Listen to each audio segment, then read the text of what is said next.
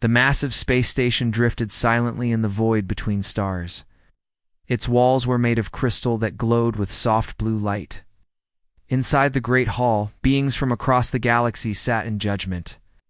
They had scales, tentacles, and bodies, made of living metal. All of them stared at the holographic display showing a small blue planet. Ambassador Veltar stood at the center of the room. His forearms moved as he spoke, and his voice echoed off the crystal walls. "The humans have become too dangerous," he said. "They spread through space like a disease. In just 50 years, they have built colonies on 12 worlds.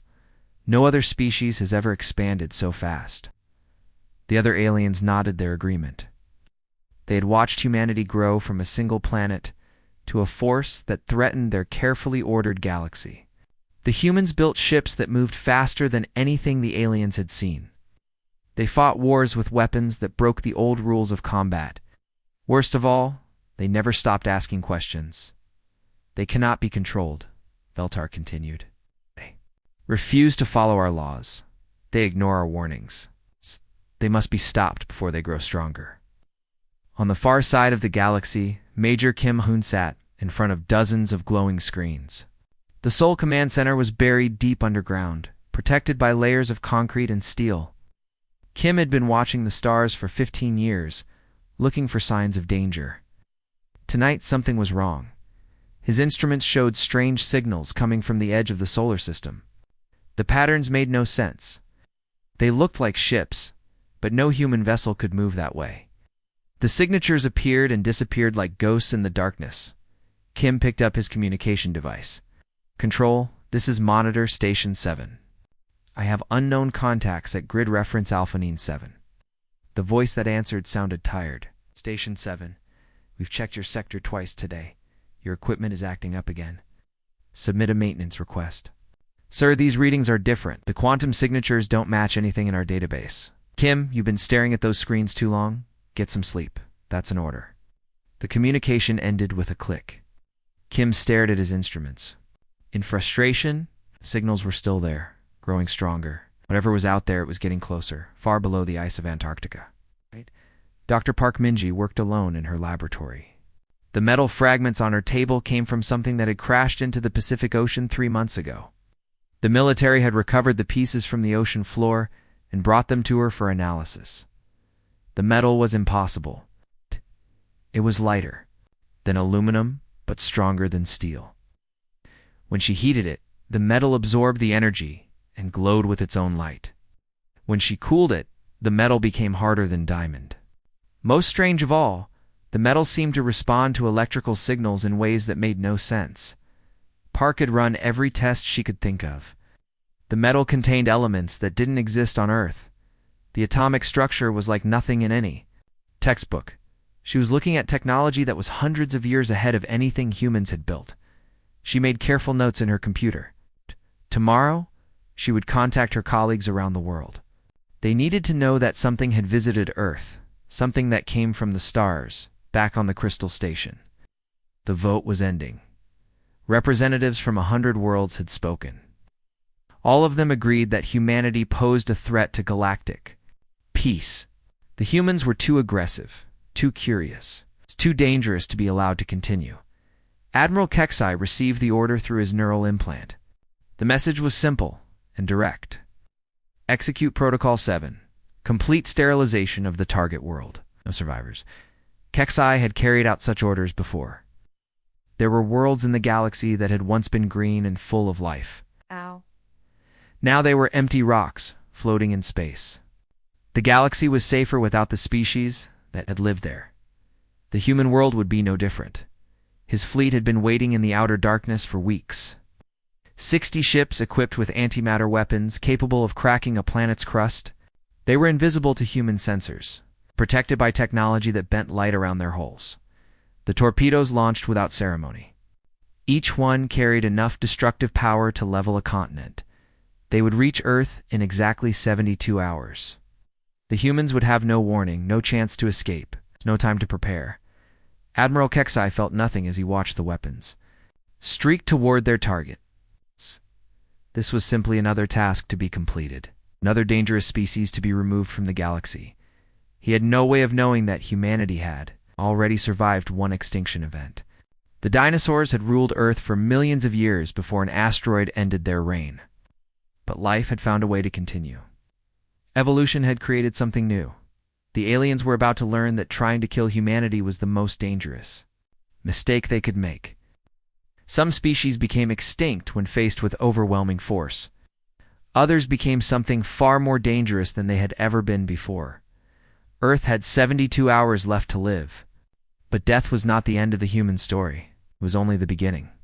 The sky turned white over Seoul at exactly 6 in the morning. Major Kim Hyun was still at his monitoring station when the flash came. His screens went dead. The bunker shook like an earthquake had hit. Emergency lights flickered on as the main power failed. Kim grabbed his radio. "Control, what's happening up there?" Static answered him. Then a voice, broken and terrified. "Seoul is gone. The whole city. It's just ... gone. ... gone. 3,000 kilometers away, similar flashes lit up the sky over New York and Mumbai. Satellites recorded the explosions before they too were destroyed by the electromagnetic pulses. In less than 30 seconds, 3 of Earth's largest cities had been turned into smoking craters of melted glass and twisted metal. But the aliens had made their first mistake. Deep beneath Mount Baidu, General Li Dong felt the mountain shake above him. His command center was built to survive nuclear war. The lights stayed on. The computers kept working. Communications with other military bases around the world remained active. "Sir, we're getting reports from all sectors," his aide said. Her voice steady despite the fear in her eyes. "Major population centers have been hit, but our military installations are intact." Lee studied the damage reports flowing across his screens. The enemy had targeted cities, not military bases. They had killed civilians but left Earth's weapons and defenses mostly untouched. It was the mistake of a species that had never faced real war. "They think like bureaucrats," Lee said quietly. "They eliminated what they saw as the problem without understanding how we actually fight. Send orders to all remaining bases. We are now at full war status. No rules, no mercy." We're in her laboratory.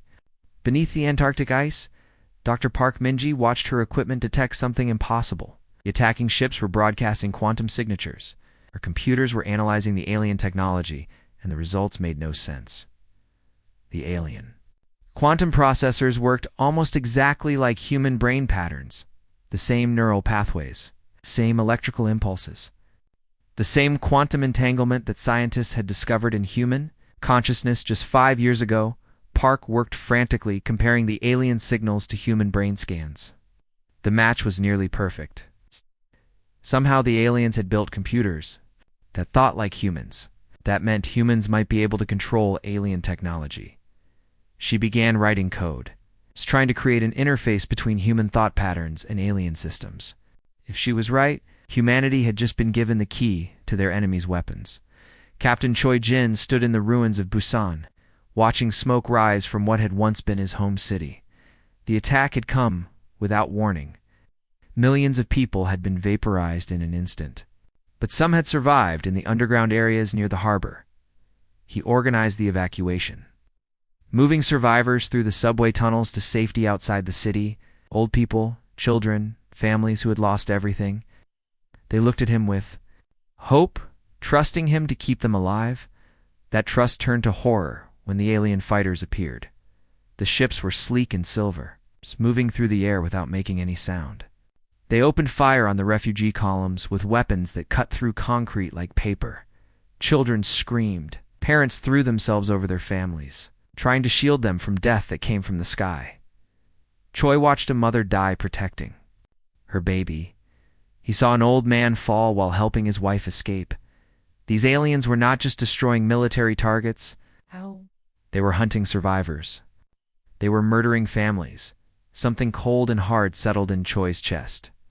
These beings had chosen to make war on children. They had crossed a line that could never be uncrossed. When humanity struck back, there would be no mercy. The second wave of alien attacks came 6 hours later. But this time, Earth was ready. Hidden missile batteries emerged from camouflaged positions around the world. Weapons that had been theoretical just days ago were rushed into service. Electromagnetic pulse generators designed to disable electronics fired at the incoming alien ships. The results surprised everyone. The alien fighters simply fell out of the sky. Their quantum processors, so similar to human brains, were vulnerable to the same electromagnetic interference that could disrupt human thought. Weapons designed to stop human technology worked even better against alien ships. One by one, the silver fighters crashed into mountains, oceans, and empty fields. Some of the pilots survived the crashes. For the first time in the war, humans took prisoners. General Lee received the reports with grim satisfaction. How many did we capture? 17 confirmed prisoners, sir. All alive. The medical teams are examining them now. Good, I want to know everything about them. How they think, how they fight, how they die. Lee turned to his communications officer. Send a message to all surviving human forces. We now have alien technology to study. We have prisoners to question. The real war starts now, in her laboratory. Dr. Park made her first successful connection between a human volunteer and a captured alien computer system. The test pilot, a young woman named Lieutenant Song-Yu, closed her eyes and let her thoughts merge with the alien quantum processor. I can see their star charts, Song whispered, her eyes still closed. I can access their navigation systems, their weapons. Everything. Park smiled for the first time since the attacks began. The aliens had given humanity to gifts. First, they had made humanity angry. Second, they had shown that their technology could be turned against them. The war was far from over. But now humanity had a chance to fight back. Captain Choi Jin felt the alien ship respond to his thoughts like it was part of his own body. 18 months ago, he had been evacuating refugees from burning cities. Now, he commanded a vessel that could travel between stars in days instead of years. The bridge of the Vengeance looked nothing like human spacecraft. Curved walls pulsed with soft light. Control panels grew from the floor like living things. Everything was operated by thought. Instead of touch, when Choi wanted the ship to turn, it turned. When he needed information, it appeared in his mind without him asking. Captain, I have them on sensors, Lieutenant Han Sol said from her station. She was young, barely 25, but she had learned to interface with alien weapons systems. Better than anyone else in the fleet. Her eyes were closed as she communicated directly with the ship's targeting computers. How many ships? Choi asked. 6 cargo vessels, 2 escort fighters, carrying supplies to the mining colony on Kepler 44 to B. Han's voice was calm, professional. She had seen too much death to be excited by another battle. Through the ship's sensors, Choi could see the enemy convoy moving slowly through the asteroid field. The cargo ships were huge and clumsy, filled with food, weapons, and equipment for alien colonies. The escort fighters stayed close, their pilots confident that no human ship could reach them so far from Earth. They were wrong. All stations prepare for attack, Choi ordered. Remember, we need prisoners, kill the escorts, disable the cargo ships. The Vengeance moved like a hunting animal. Stealth systems, originally designed by alien engineers, made it invisible. 2 enemy sensors. The human crew had improved the technology, making it even more effective. They could approach within weapons range without being detected. Firing, Han reported. The alien weapons fired beams of pure energy that cut through metal like it was paper. The first escort fighter exploded before its pilot knew he was under attack. The second fighter tried to run, but human reflexes were faster than alien ones. It died in a flash of white light. The cargo ships tried to scatter, but they were too slow and too big.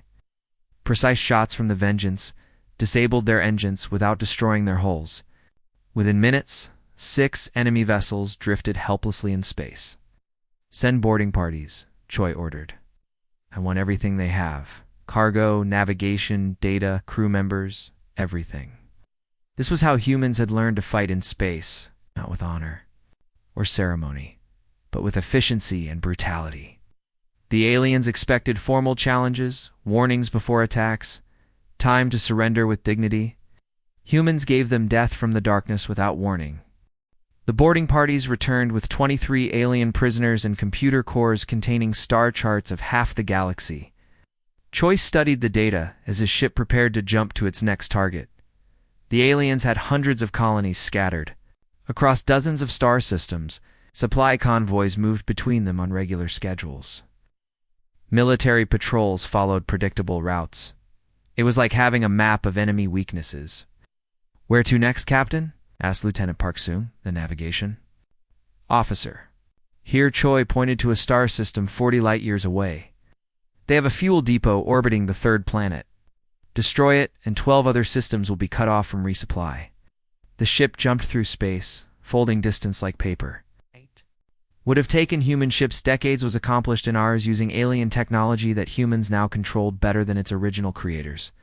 On Earth, Dr. Park Minji watched her latest test with fascination. The volunteer in the neural interface chair was controlling 3 alien computer systems at once. His brain patterns showed activity that shouldn't have been possible. "How do you feel, Corporal Kim?" she asked. "Like I'm thinking with 3 minds." At the same time, Kim replied, his eyes still closed. "I can process information faster than any computer we ever built. I can see connections between data that would take normal analysis weeks to find." Park made notes on her tablet. Human consciousness, when linked to alien quantum processors, created something neither species had achieved alone. Humans could think faster, process more information, make intuitive leaps that pure logic could never reach. The aliens had built their technology to work like human brains. But human brains, when connected to that technology, became something far more powerful than either component alone. "Dr. Park, we're ready for the next phase," said Colonel Han Min, the military liaison. "General Lee wants to know if we can control entire fleets using human neural interfaces." McCann Park replied confidently. "Give me 50 volunteers and I can give you command of any alien ship we capture. Their own technology will become our greatest weapon." General Lee stood in his command center, watching reports flow in from across the galaxy. Human ships, all of them captured alien vessels, were striking targets throughout enemy space. Supply lines were cut.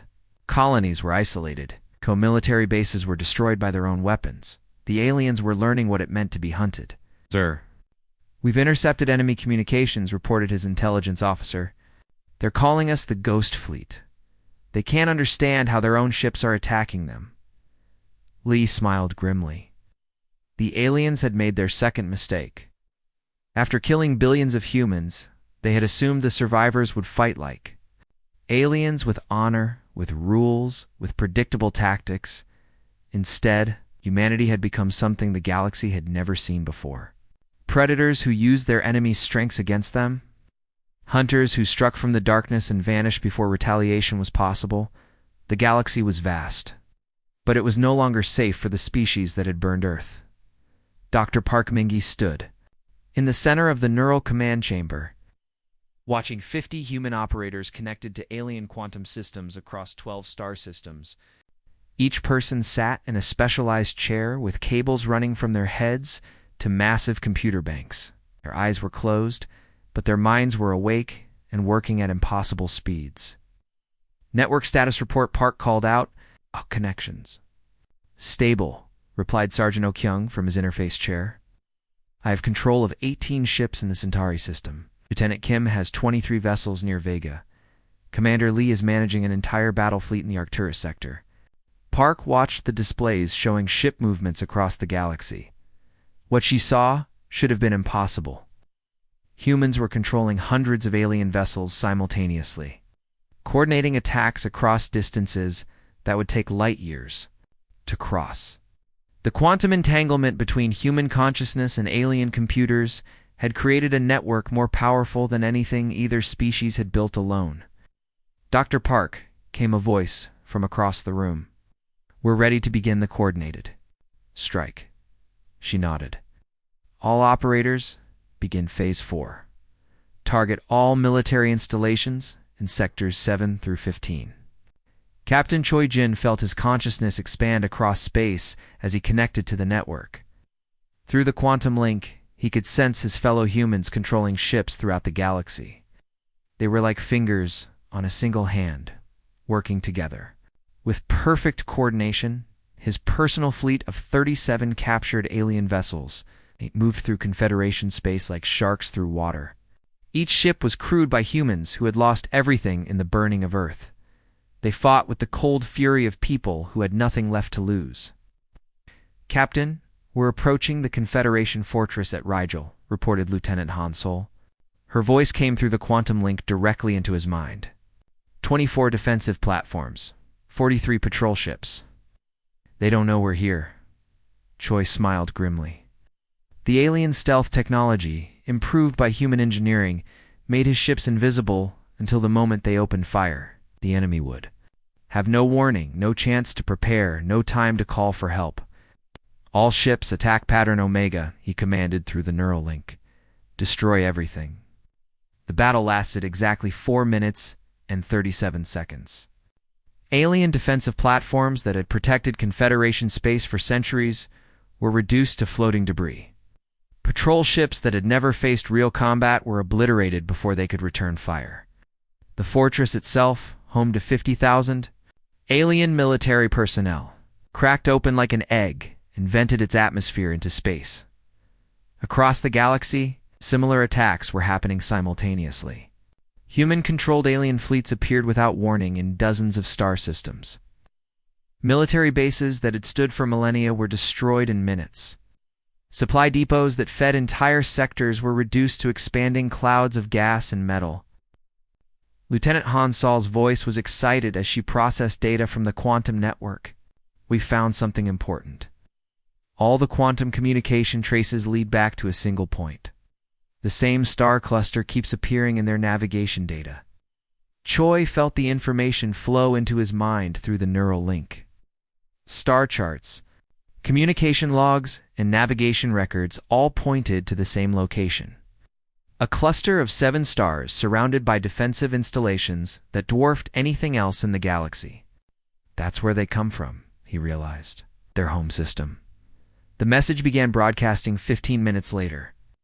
Every Confederation communication channel, from military frequencies to civilian networks, carried the same transmission. Was translated into hundreds of alien languages, but the meaning was clear in all of them.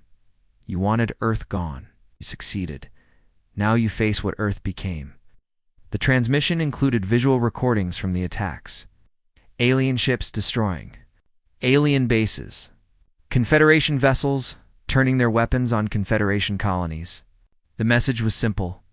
Humanity now controlled the tools that had been used to destroy them. Admiral Kexhai received the first reports while reviewing casualty lists from the latest human attacks. 27 military installations destroyed. In a single day, 43 supply convoys missing. Entire star systems going dark as their communication networks were cut. We need to understand what we're facing, his aide said nervously. These ships attacking us, they're ours. Same design, same technology, same quantum signatures, but they're being piloted by humans. Kexhai studied the tactical displays. Human fleets were appearing throughout Confederation space with terrifying unpredictability. They struck without warning, destroyed everything in their path, and vanished. Before reinforcements could arrive, worse, they were using Confederation technology better than the Confederation itself. "How is this possible?" he demanded. "We don't know, sir. Our quantum processors were designed to be compatible with organic neural patterns. Somehow, the humans have learned to interface directly with our computers. They're controlling our own ships against us." The irony was not lost on Kexhai. The Confederation had built their technology to work like biological brains because it was more efficient than pure artificial intelligence. But they had never imagined that another species might be able to use that compatibility against them. "Send the retreat order to all sectors," he commanded. "All fleets are to withdraw to the core systems immediately." But the order came too late. Human forces were already moving toward the Confederation's heart. Ships that had once protected alien worlds now hunted their former allies. Technology that had taken millennia to develop was being turned against its creators by a species that had learned it in months. Humanity had done more than survive the attempt to destroy them. It learned to think like their enemies while keeping what made them human. The combination of alien logic and human intuition, of advanced technology and desperate fury, was devastating. The hunters had become the hunted. The galaxy's most advanced civilization was being torn apart by refugees using their own weapons. Admiral Kexai realized with growing horror that the Confederation had not destroyed humanity. They had created something far worse than the species. They had tried to eliminate. General Li Dong stood on the bridge of Earth's Revenge, staring at the massive structure that filled the view screen. The Confederation's home system contained something that defied imagination, a sphere built around their star, now large enough to hold worlds inside it. Now billions of lights twinkled across its surface, each one representing cities and habitats where 10 billion aliens lived. It's called a Dyson sphere, Dr. Park Minji explained, her voice coming through the quantum communication link. They built it over millions of years, captures all the energy from their star to power their civilization. Lee studied the readings flowing across his screens. The sphere was protected by weapon platforms that could destroy entire fleets. Energy shields surrounded it like layers of armor. It was the most heavily defended location in the galaxy. "Sir, we're detecting massive energy buildup from inside the sphere," reported Commander Kim Tae from the sensor station. "They're charging some kind of weapon." Through the neural network, Lee could sense the fear of his human crews spread across hundreds of captured alien ships. They had fought their way across the galaxy to reach this place, but now they faced something beyond their understanding. "General," came Dr. Park's urgent voice through the link, "I'm analyzing their energy patterns. This weapon. Ow. It's designed to destroy all organic matter in the galaxy. Every living thing. They're going to kill everything rather than let us win." Lee felt cold fury settle in his chest. Even now, facing defeat, the aliens were planning genocide on a scale that made the burning of Earth seem small. They would rather murder every living being in the galaxy than accept that humanity had beaten them. "Can we stop it?" he asked. "Stop it," Park replied, "but I might be able to redirect it. The weapon uses the same quantum network we've been using to control their ships. If I can access the control systems..." "What do you need?" "Every human connected to the network. Of them working together, and we'll need to get closer, much closer." Lee looked at the defensive platforms surrounding the sphere. Getting close enough would mean flying through a wall of weapons fire that could vaporize his entire fleet. It would be suicide. "All ships, this is General Lee," he broadcast to the human fleet. "The enemy is preparing to destroy all life in the galaxy. We're going to stop them. Form attack formation and prepare to advance." Captain Choi Jin felt the order flow through the quantum network to every human ship in the system. His crew looked at him with grim determination. "They had come too far to stop now, sir. They're targeting us," Lieutenant Han Sol reported. "All defensive platforms are powering up weapons." "No, we go through them," Choi replied. "All power. 2 forward shields. Maximum acceleration." The human fleet charged toward the sphere like an arrow shot from a bow. Alien weapons opened fire, filling space with deadly energy beams. Ships exploded on both sides as the battle raged across millions of kilometers. But the humans kept coming. They had learned to fight with desperate courage, knowing that retreat meant the death of everything they had left to protect. Ship after ship was destroyed. But the survivors pressed forward. Dr. Park worked frantically at her control station as the battle raged around her. Through the neural network, she could feel the minds of thousands of humans across the fleet. Their consciousness merged with alien quantum systems, creating a hybrid intelligence more powerful than anything the galaxy had ever seen. "I'm in," she announced. "I can see the weapons control systems, but I need more processing power."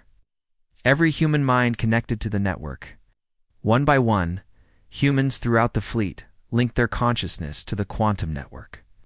Pilots left, their ships on autopilot. Gunners stepped away from their weapons. Engineers abandoned their stations. All of them focused their mental energy on a single task. The weapon was already firing. A wave of destructive energy began spreading from the Dyson sphere, designed to follow quantum pathways to every corner of the galaxy. In minutes, it would reach the first inhabited worlds. But Park had changed its programming. instead of targeting all organic matter, the cascade now searched for specific genetic patterns. Alien DNA, Confederation biological markers, the very species that had built the weapon. "It's done," Park whispered. "The cascade is redirected." The wave of energy spread through space faster than light, following the quantum communication network. That connected every Confederation world. On planets throughout the galaxy, alien cities fell silent in seconds. Not destroyed, not damaged, simply empty. The inhabitants had been reduced to basic elements by their own ultimate weapon. Captain. Choi watched his screens as Confederation fleets throughout the galaxy simply stopped moving. Ships drifted in space, their hulls intact, but their crews gone. Space stations continued orbiting their planets. But no one answered communication attempts. General Lee stood amid the sudden silence, looking at star charts that showed hundreds of worlds now empty of their original inhabitants. The Confederation, which had ruled the galaxy for millions of years, had ceased to exist in less than an hour. "Sir Commander Kim reported quietly, we're receiving surrender signals from the remaining alien species. The ones who weren't part of the Confederation, they're asking for terms." Lee nodded slowly. Humanity now controlled the most advanced technology in the galaxy. They had inherited hundreds of worlds, thousands of ships, and the accumulated knowledge of dozens of civilizations. But Earth was still gone. The cities where they had grown up were still radioactive craters. The billions who had died in the first attack would never come home. "Prepare landing parties," Lee ordered. "We have worlds to settle and memorials to build. The galaxy is ours." Now, the war was over. Humanity had learned the most dangerous lesson in the universe: never threaten a species with extinction, unless you're prepared to face the same fate yourself.